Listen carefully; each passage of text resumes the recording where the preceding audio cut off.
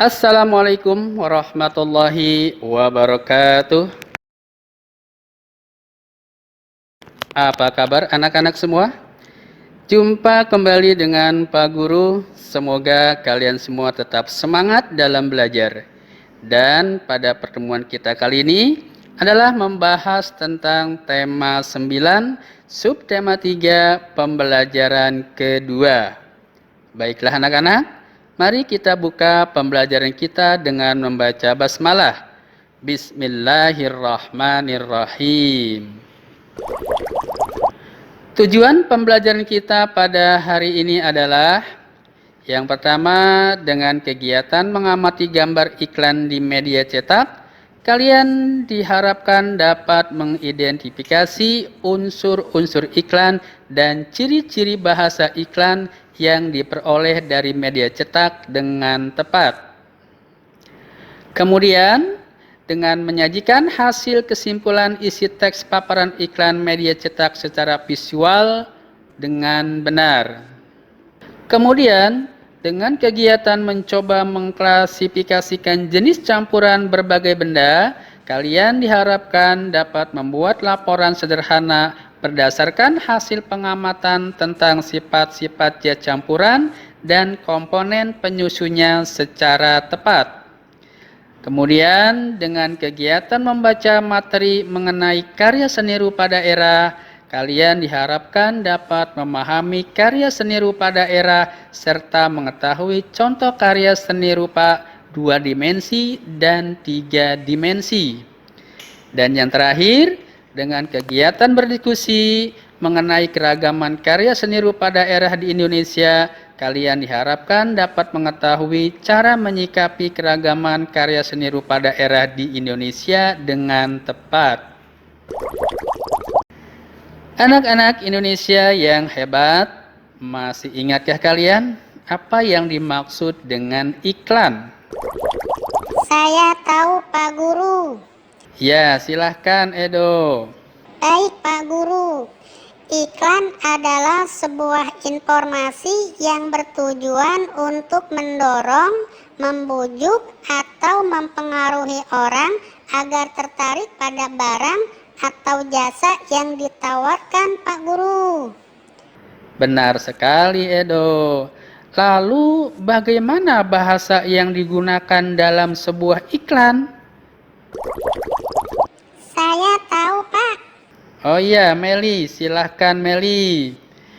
Bahasa dalam sebuah iklan itu adalah bahasa yang singkat, padat, menarik, dan mudah dipahami, Pak Guru. Iya, benar sekali jawaban kamu Meli. Baiklah anak-anak, coba perhatikan gambar iklan pada buku kalian halaman 129. Coba perhatikan tentang unsur-unsur iklan dan ciri-ciri bahasa yang digunakan iklan di media cetak berikut ini. Kemudian, tuliskan hasil pengamatan kalian tentang iklan tersebut di kolom yang tersedia di bawahnya. Nah, sekarang perhatikan contoh iklan pada media cetak berikut ini, nak. Unsur iklan apa sajakah yang terdapat pada iklan tersebut? Iya, benar sekali. Unsur iklan yang terdapat pada iklan tersebut adalah adanya teks dan juga gambar yang menarik. Kemudian, bagaimana dengan bahasa yang digunakan pada iklan tersebut, nak? Ya, bahasa yang digunakan adalah bahasa yang singkat, padat, dan jelas. Anak-anak, masih ingatkah kalian tentang zat campuran? Ya, zat campuran merupakan gabungan dari beberapa zat tunggal, baik unsur maupun senyawa. Dan pada pertemuan yang lalu kita telah membahas tentang 2 macam campuran, yaitu campuran homogen dan campuran heterogen. Nah, untuk mengingat kembali tentang campuran tersebut, coba buka buku kalian halaman 131. Sekarang perhatikan pertanyaan di nomor 4. Nah, Coba amati segelas air gula. Gula tercampur sempurna dengan air sehingga campuran antara gula dengan air tampak jernih. Berarti dalam hal ini gula tercampur rata dengan air. Termasuk campuran apakah peristiwa ini? Berikan penjelasannya. Termasuk campuran apa antara gula dengan air, nak? Iya, antara gula dengan air termasuk campuran homogen. Mengapa demikian? Iya, benar sekali. Karena antara gula dengan air tercampur dengan rata atau tercampur secara sempurna. Selanjutnya, pada campuran antara air dengan gula tersebut dapat juga dikatakan sebagai larutan. Air sebagai pelarut dan gula sebagai terlarut. Sekarang perhatikan pada pertanyaan nomor 5. Cobalah amati segelas air yang di dalamnya terdapat pasir. Apakah pasir dapat larut dengan sempurna sehingga larutan terlihat jernih? Tentu tidak, bukan? Termasuk campuran apakah peristiwa ini? Coba, termasuk campuran apa antara air dengan pasir, nak? Iya, benar sekali.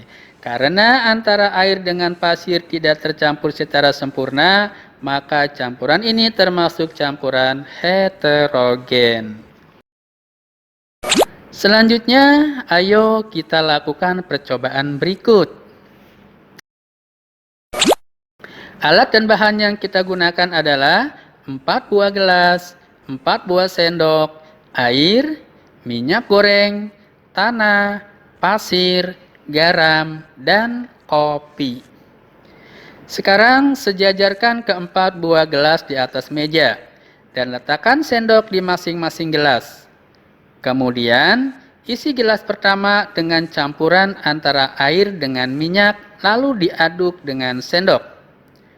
Gelas kedua diisi dengan campuran antara tanah dengan pasir, lalu diaduk juga dengan sendok. Dan pada gelas ketiga diisi dengan campuran antara air dan garam, lalu diaduk dengan sendok. Dan pada gelas keempat diisi dengan air dan kopi, lalu diaduk dengan sendok. Sekarang, ayo kita amati hasilnya. Oh, ternyata pada gelas pertama, yaitu campuran antara air dengan minyak, tidak tercampur sempurna. Maka ini adalah campuran heterogen. Benar sekali. Lalu pada gelas yang kedua, yaitu campuran antara tanah dengan pasir, juga tidak tercampur sempurna. Dan campuran ini juga termasuk campuran heterogen juga. Benar sekali. Sekarang perhatikan pada gelas yang ketiga. Gelas yang ketiga yaitu campuran antara air dan garam.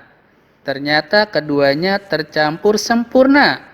Maka ini termasuk campuran homogen. Baik, benar sekali. Dan pada gelas yang terakhir yaitu pada gelas keempat yang berisi campuran antara air dengan kopi. Ternyata juga tidak tercampur sempurna. Maka termasuk campuran heterogen. Oh, anak-anak, alas meja yang kita gunakan untuk percobaan tadi terkena tumpahan air kopi saat melakukan percobaan tadi.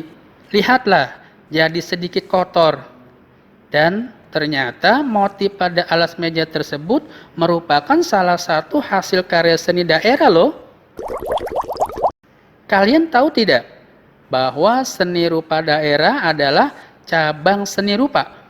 Seni rupa daerah memiliki suatu ciri khas dari latar belakang sejarah atau wilayah tersebut. Oleh karena itu, seni rupa daerah memiliki perbedaan dengan karya seni daerah lainnya. Corak seni tradisional terdiri atas karya seni rupa 2 dimensi dan karya seni rupa 3 dimensi. Karya seni rupa 2 dimensi dapat berupa karya tekstil, Ya, misalkan kain batik, kain tenun, dan juga kain songket. Sedangkan karya seni rupa 3 dimensi contohnya adalah ukiran kayu, keramik, dan juga patung.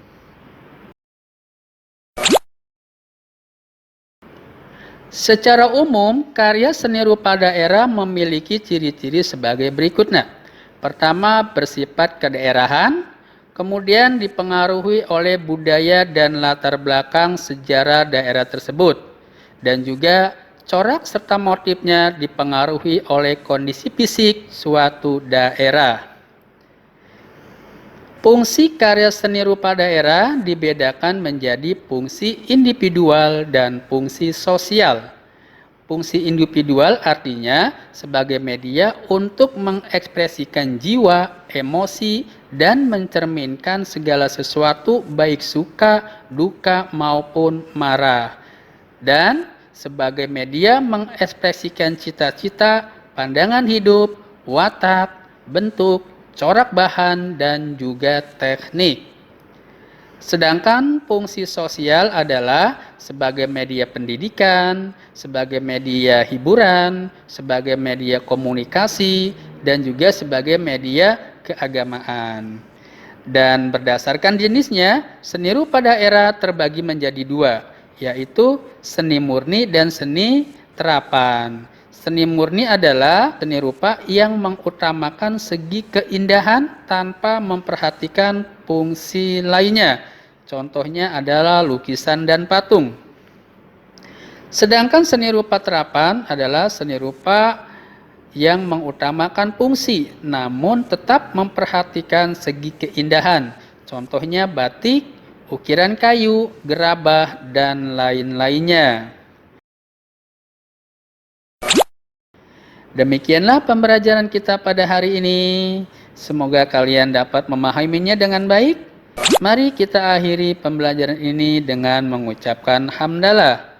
Alhamdulillahirabbil alamin. Terima kasih. Wassalamualaikum warahmatullahi wabarakatuh.